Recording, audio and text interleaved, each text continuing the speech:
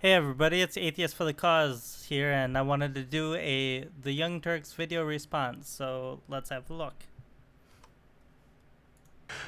It's not that you can't ever arrest someone that is in politics. So far, they've basically shown that a Venezuelan opposition leader was abducted from his house. I think there were a couple of them, but they showed actually video of one of them being abducted in the middle of the night and arrested, and their families don't know where they are. So Sometimes crimes are committed and there are issues. Governor McDonnell in Virginia was arrested. The Supreme Court then let him go under preposterous circumstances here in the US. But, I would have... Okay, so let's keep that in mind, that there actually are, legitimate reasons for arresting, opposition, political opposition. pushed for investigations of the torture and the But not all, that's not always justified. legal wiretapping that the Bush administration did. But there is a process that you go through. Exactly. I love how he points back to the Bush administration and illegal wiretapping, but he doesn't talk about the illegal wiretapping or quote unquote surveillance of Trump and Trump Tower and the unmasking that happened with Carter Page and all the other people affiliated with Trump's campaign, which was clearly a politically motivated surveillance and unmasking. It goes all the way back to the PIS dossier, which was basically created and used by the FBI to justify a FISA warrant, which was all complete bullshit from the start. And you don't just kidnap people in the middle of the night and not tell people where they are. And you take your time, you build a case, you do an investigation. If it's real, you go through an important... Agreed. You should go through a proper investigative system.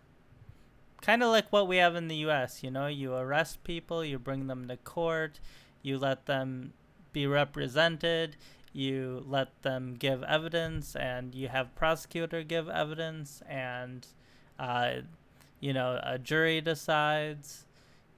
Yeah, I totally agree with a system like what we have in the United States. And there's you're guilty you're innocent until proven guilty. Basically, technically, you're either guilty or not guilty. But important and unbiased process. That certainly does not appear to be what happened here. That's exactly right. And I actually agree. I think this guy is acting as a dictator, which is no surprise in a socialist country. This is what you would expect to happen.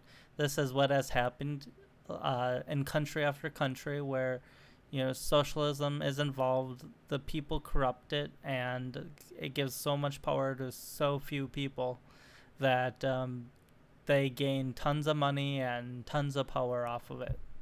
so, look, yesterday when we covered what was going on in Venezuela, we talked about that, incredibly fraudulent election that took place.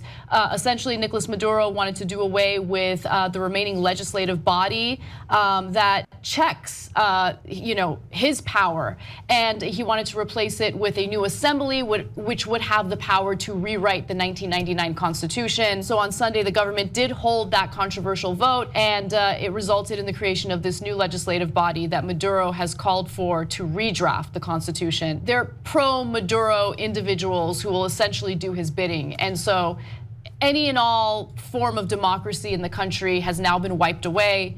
And the Trump administration has responded to that in the form of sanctions. And so, look, I think sanctions in some cases work. In this case, it's a mixed bag. While there will be consequences that Maduro will face as a result of these sanctions, the reality is the people who will suffer the most are, the innocent people of Venezuela who are already going hungry. Yeah, so I don't know what you want the United States to do. We're already involved in Syria.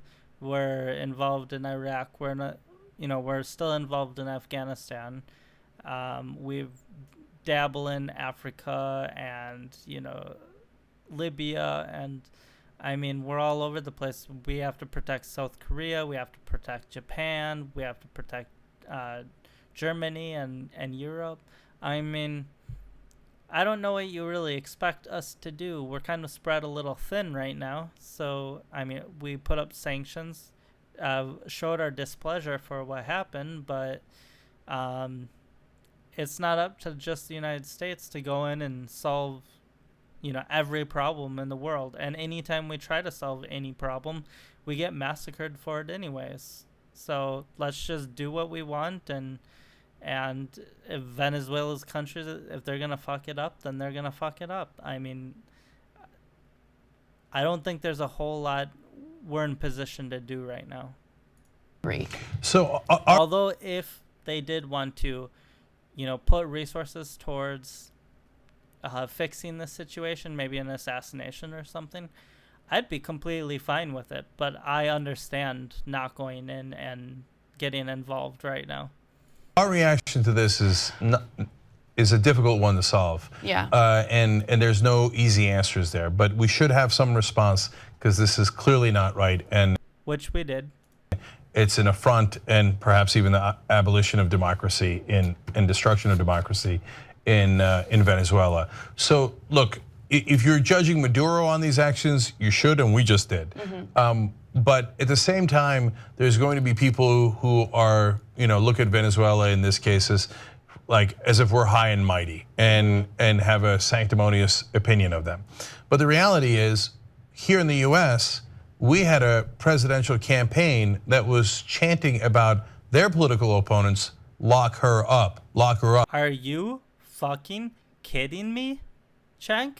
You're gonna compare opposition leaders being kidnapped basically in the middle of the night to and like pretty much a dictator rewriting a country's fucking constitution to effectively eliminate democracy, and you're gonna compare that to people chanting "lock her up" to Hillary Clinton and being upset that Trump didn't lock her up in a situation where we have a proper procedure in place for going after politicians and anybody in general who breaks the law and they get a fair trial. You're gonna equate these fucking two situations? How dare you? Right. And when Trump did not lock up Hillary Clinton in a similar fashion after the election, and to his not in a similar fashion. Give me a fucking break. She broke all kinds of laws. Comey said basically the only reason she shouldn't be prosecuted is because she didn't know what she was doing, which is complete fucking bullshit. She knew exactly what she was doing. So, and I mean, we all know the situation with Hillary Clinton. She broke so many laws that she should obviously be prosecuted for and not be above the law. And that would have nothing to do with going in the middle of the night and kidnapping her, not telling her family where she is or anything like that. I mean, give me a break. She would get a fair trial. Credit, he did not. We wouldn't be fucking eliminating our entire constitution to be doing it. We'd actually be following our constitution. A lot of his supporters, including Ann Coulter, were outraged and said he had betrayed the campaign promise. Presumably, they would have loved this. Well, what I'll say about that is I don't know how you could say Trump has betrayed the campaign promise so far. It's only been a couple of months. I mean, now if he gets through the entire term, then you can say, okay, he didn't accomplish that he didn't accomplish that goal, but I wouldn't say that he has already betrayed it. There's still time, and simply put, a president is never going to accomplish everything, but it's saying he hasn't accomplished it yet is a fair criticism. I think he did obviously promise it on the campaign trail. The guys that were chanting "lock him up," lock her up, and so we got to be careful not to throw too many stones when our house is partially made of glass. We're not saying to lock up every politician that was in opposition to Trump, or like all of the heads of the Democrats. We're saying certain Democrats that have broken laws, like Hillary Clinton, if she breaks the law. And it's not just Democrats. I mean, Republicans that have broken laws should be prosecuted as well.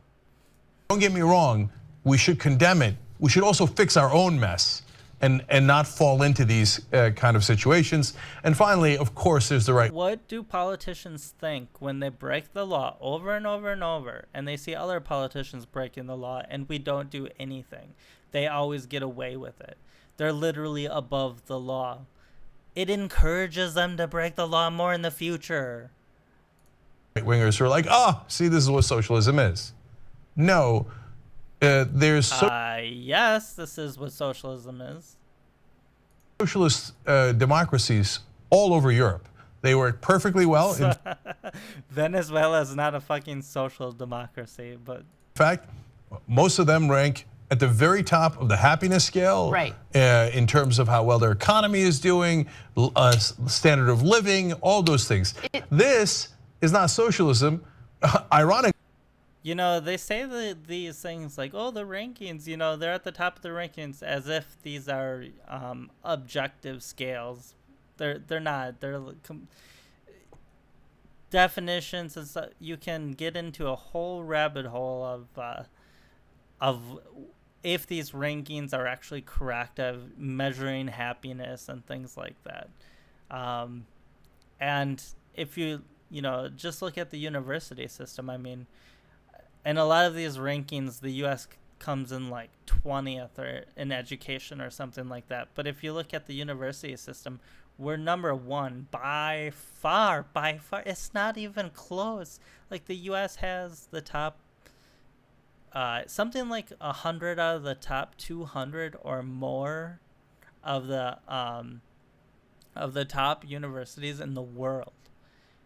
In the top 10, we have like 9, and I think we might have all 5 in the top 5. Otherwise, we have like 4 out of 5.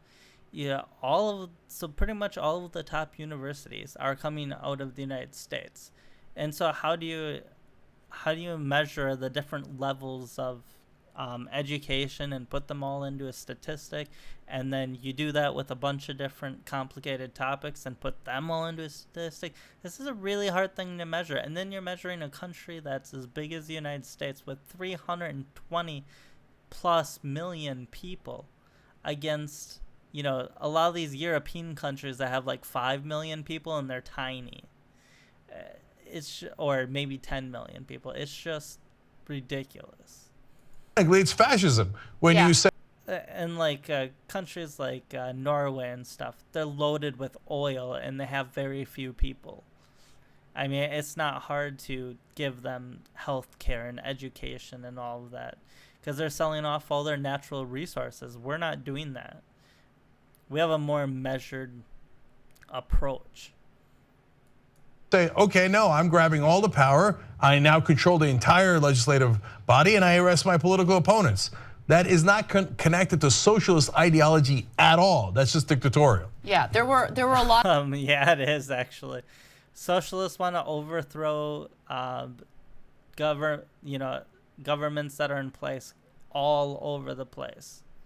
So, and they want to take the power and basically be the deciders. And that leads to a dictatorship mentality. This is no surprise. A lot of mistakes made in the way that they structure. It's all for the greater good, Cenk, don't you know? Their economy, and overspending was certainly one of the components. I'm not going to sit here and pretend like, oh no, that like the social programs were, but wanting to take care of the poor. Okay, so if overspending in Venezuela was a fucking problem, maybe we should worry about it in the United States when you want some of these same fucking programs for 320 million goddamn people. Is a good thing. You should want to take care of the poor. But I think that, unfortunately, they didn't foresee the future, especially when it came to oil prices and how they fluctuate. They relied way too much on oil, and they relied way too much on importing things rather than. That's what they have. No wonder they rely on it, because you rely on what you have. And they knew, they knew what their that oil prices would fluctuate and stuff. It wasn't. That doesn't explain why they overspend. Than manufacturing things in their own country. There were so many different factors that played a role into why Venezuela is the way it is now. But I just want to be clear. I mean, there's no. But they pretty much all come down to Venezuela was, completely socialist. No criticism toward the people of Venezuela. This is all about, a government that was irresponsible and then proceeded to compound their problems. No, it was an idea. You know what, Anna and Cheng? Just because you guys don't know dick about fuck. In Venezuela, this is fucking NPR. I'm sure you like them as a source, right? In Venezuela, back in 2009, land redistribution program backfires. We're talking about land redistribution. This is as socialist as it fucking gets. And everybody saw the problems coming. This was not some surprise. We knew this was going to happen. It's not. Tell me another social democracy, what you're trying to make Venezuela out to be, that fucking takes land from people and redistributes it to other people. I mean, Jesus fucking got into the government. I mean, it's ridiculous. Yeah, in fact, 70% of Venezuelans are against the government. So it's certainly not on them for what their Yeah, because they know socialism doesn't work because they live in it. Government is doing to them. Finally, I just want to, Anna makes a good point. There are three components.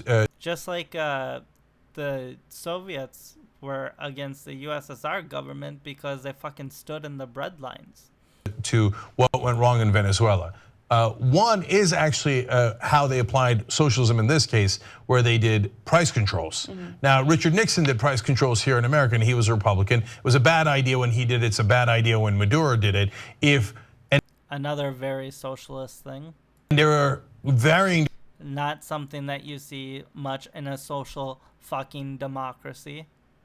Because social democracies are usually extremely capitalist. Well, I shouldn't say extremely capitalist, but I mean, they're more capitalist than they are, the government running everything. It's more just the government has a bunch of social programs. But you don't see things like land distribution and all these price controls and stuff. This is fucking socialism. Degrees of socialism, and they do not do price controls in other socialist countries, so it is not by definition. But that does lean socialist. I understand that and want to acknowledge that, and I disagree. Lean socialist is fucking socialist. With that, that is not certainly my vision or the European vision for socialism. So, but a criticism of that is fair, though. Then there is the right, because these social democracies, what makes them good is that they're not economically socialist. What makes them reasonable is that they're fucking capitalist. And pretty much any country that isn't capitalist is fucked. Incompetent mismanagement. Well, we got don't talk about incompetent mismanagement. Look at our White House, right?